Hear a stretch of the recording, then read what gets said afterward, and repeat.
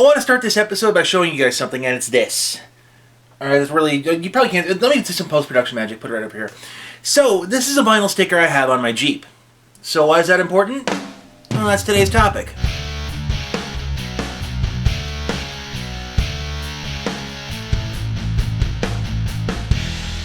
2015 kicked off the only way it really should for geeks, going back to the future. In a life imitates art moment, the Internet Archive has emulated over 2,000 MS-DOS games. You go to the site, pick a title, and then you can just play it in your browser window. The emulation isn't perfect. I mean, the sound, for example. I cannot get it to work on Chrome, and in Firefox, it sounds like a broken piezo buzzer. It might just be my system too, I don't know. So, like everybody else on the internet, I decided to try my hand at Oregon Trail again. The version they have isn't the original that I played in grade school, but that would be a pretty tall order to fill. Honestly though, I found the game a lot less brutal than I remember it. First playthrough, I made it all the way to the end with a full party of healthy people, most of my supplies and oxen, and enough money to probably buy some land and be happy.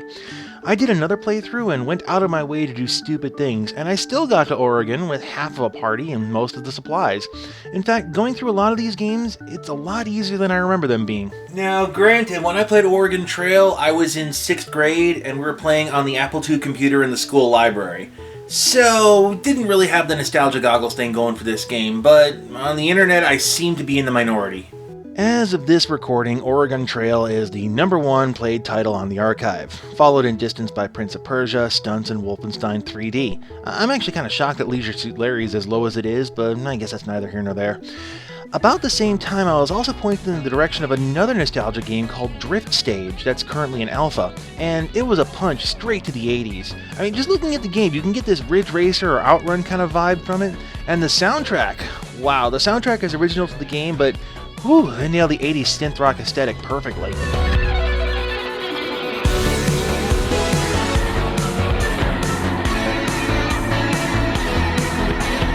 When I was playing this game, it made me want to wear shoes with no socks and pastel t-shirts under white expensive suits. Cross-reference Miami. The point is that people are making brand new nostalgia.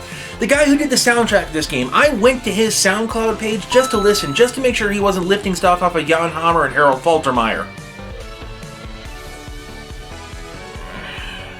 So much stuff I could cross-reference. I'm so old. So, we've got access to legitimate nostalgia, and we've got this manufactured faux-stalgia too. I guess we can't get enough of that 8-bit love, huh? Well, why? Best I can figure, the time is right for it. I mean, pop culture nostalgia is weird. It takes about 20 years for it to take hold. I mean, when I was in high school in the late 80s, a lot of my generation were nostalgic for the Woodstock 60s. Then I saw it repeated with the 70s, the 80s, and now it's transitioning into the 90s. So, it would make sense that a 1990 release of Oregon Trail would hit a lot of old school gamers right in the nostalgia. As far as modern representations go, I could make an argument that it's just easier to make an 8-bit aesthetic, so a lot of modern games are doing so. We have the tools available to us now to make these games, and it's really easy to make something like a running animation out of sprites, but I think it goes a lot deeper than that. Well, actually, I can kind of prove it, well, as much as you can prove anything in psychology anyway. The report by Dr. Alan Hirsch, he stated, and I'm quoting, "Within the psychiatric framework, nostalgia may be considered a yearning to return home to the past. Not a true recreation of the past, but rather a combination of many different memories, all integrated together, and in the process, all negative emotions are filtered out." When looked at that way, nostalgia is especially cruel, because what we're doing is we're manufacturing this best ideal of what the past should have been, and then we're taking modern life and we're trying to compare it to this unbelievably difficult standard. It's not even a fair fight. You know, when I was researching this topic, I kept on running into the phrase, "you can never go home." That home never existed. Nostalgia isn't really about a particular memory as much as it's an emotional state. A lot of things can trigger that state, like a smell or an old picture, but according to Dr. Clay Routledge, your mind can trigger those feelings as well. In fact, nostalgia might be a natural defense mechanism against depression. Sort of, I got through bad times in the past, I can get through hard times now kind of thing. Which might actually explain the origin of the term, because it was originally used by doctors in the 18th century for what they thought was a cerebral disease. Modern studies actually conclude the opposite. Nostalgia is good.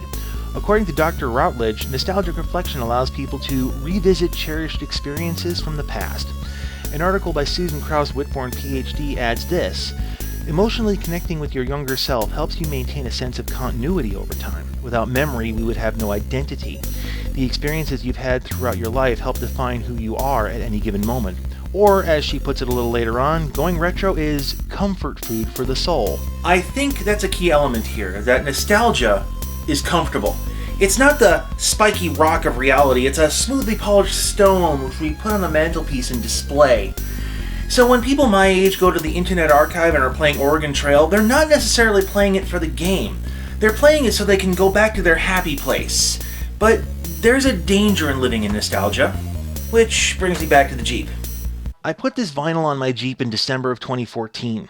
If that fact surprises you, then you know what Photon was, and for the rest of you, a very brief history lesson. Photon was the first commercial laser tag facility ever. They opened up their first arena in Dallas in 1985, and then branched out all over North America.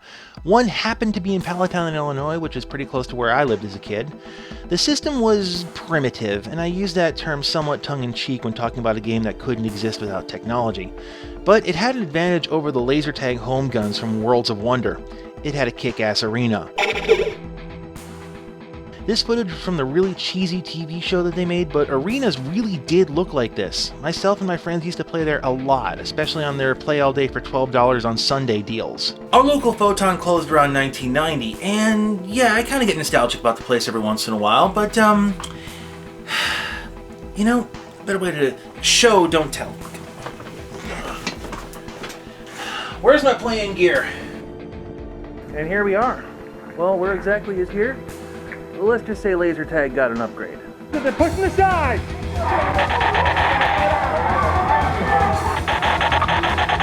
Go, go, go, go, go, go! Whoa!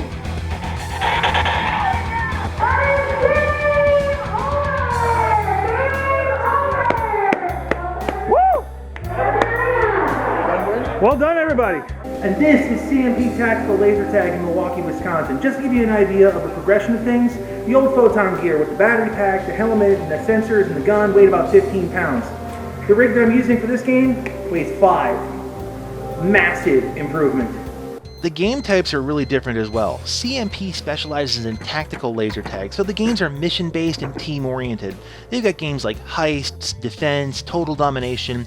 It's a way different game than just run around and shoot people. So what does this have to do with nostalgia? Everything. Playing any form of laser tag is a huge nostalgia bomb to me. I don't think I can really explain how much time and allowance I spent playing Photon with my friends. The referee shuffle, it's still inherently funny to us, almost 30 years later. We can't explain it, but it is. If I didn't play Photon, literally, I would not be making these videos. The chain of events that brought me to this particular show you're watching right now was seeded by playing Photon, and when Photon closed, it was the end of a chapter. But this nostalgia had a price. For decades, I could not enjoy other laser tag facilities. Not that I didn't try them. Everything else just sucked in comparison. Even if the new stuff was technologically superior to Photon, it still sucked. Or, more correctly, I wasn't being honest with myself about the flaws of Photon, and playing other laser tag brands exposed those flaws to me. And somewhere in my mind, I just kind of rejected it, and I did what most adults do. You let it fall into the nostalgia bin, and you never play it again. But while I wasn't playing, laser tag grew up. It changed a lot. Bomb has been planted. Playing at CMP, there's a complexity that Photon never had. Tell you what, I'm gonna rab it for you. I'll rab it, he'll take me out, go get him. The crowd isn't just kids, but it's also adults who genuinely want to play and aren't just babysitting. The mission-based game means you don't have to have a high individual kill count to be doing valuable things for your team.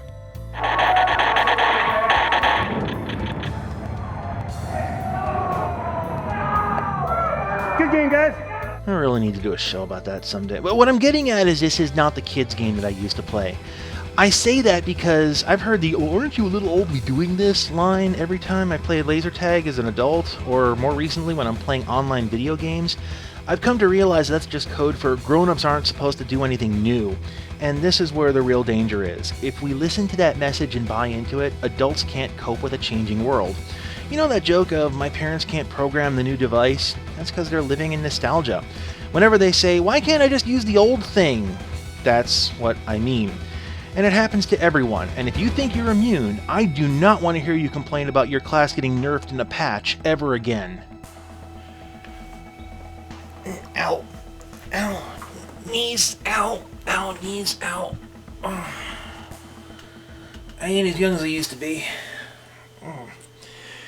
It's really, really easy to live in the glory days, so a lot of people assume that nostalgia is bad, but I think nostalgia can serve a higher purpose as well. You know, I think the difference between nostalgia and gaining life experience is how honest you are with yourself. Let me go back to CMP for just one moment. It's hard to tell from the first-person camera here, but I'm using a lot of the skills I learned from Photon back in the day. If someone's shooting at you, dodge, keep moving, don't sit in one place without reason. Keep your plan flexible because it's going to change constantly. Find out where the other team isn't and then go that way to the objective. Some time ago I took an honest look at my memories and I took what worked and what I thought worked but didn't, combined with a few decades of doing the same thing in paintball, and it all translates to the modern sweet taste of victory. Yes! Let's get into some very deep stuff here. Our past defines who we are. I'm not going to get into philosophy here, that's not my strong suit, but the concept is valid. As Whitbourne observed in her article, without any memories, you have no identity. So let's turn this into video game culture. A lot of gamers don't know their own history, nor do they even care, which creates a culture without identity. Well, kind of. The history of games have been told through the stories of the old guard of players who have the nostalgia goggles on. Put a group of WoW players in a room and they're going to start longing for the old days of vanilla, even if they never played it. The same can go for any perpetual game, I guess, and the old days were just better, you know, uphill both ways, blinding snow and all. But because of this, the gamer's sense of identity is really based on nostalgia. Of course everything modern is going to suck. It's being held against this unreasonable and fictitious memory of what gaming used to be. And since games like World of Warcraft will never ever open a vanilla server, we can only go on the nostalgia filter from the old gamers regarding our history. We gotta take their word for it that the old DOS games and the NES titles are just brutal, and the kids have it so easy now. But thanks to the Internet Archive, there it is. DOS games by the bucket load, including Oregon Trail. All presented without the rose-colored goggles. Seriously, go play it right now with a modern eye, and ignoring the graphics, Oregon Trail would get destroyed by reviewers for random arbitrary death of characters, the 100-pound meat mechanic, the random trade system, everything. It's not as great a game as you remember. But that said, it's important for modern gamers to play these things. I mean, go to the archive, play Oregon Trail and Wolfenstein 3D, get in on the alpha and play Drift Stage, and just get a feel for what arcade racers used to be. I mean, heck, if you can even find an old school arcade, go there and dump $10 worth of tokens for a night. Experience these things for yourself to get an idea of where we actually have been as gamers, and use the past to build your future. Which brings me full circle to this. Why do I have a Photon vinyl on the back of my Jeep?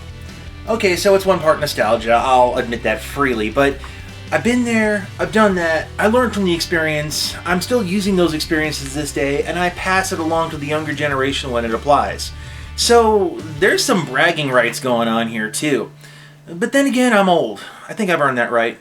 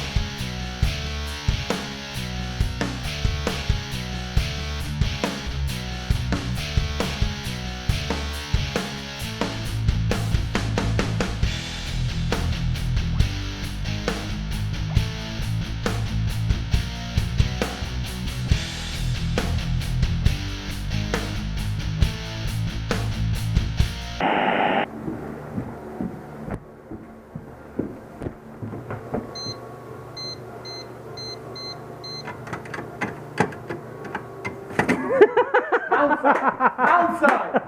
See? 0531. 053130 pounds. I got excited. I couldn't. Pound! It's even listed on it. I got excited, man. I just. You want to be real awesome? I'll put two at the same time. That's what I'm trying to learn how to do.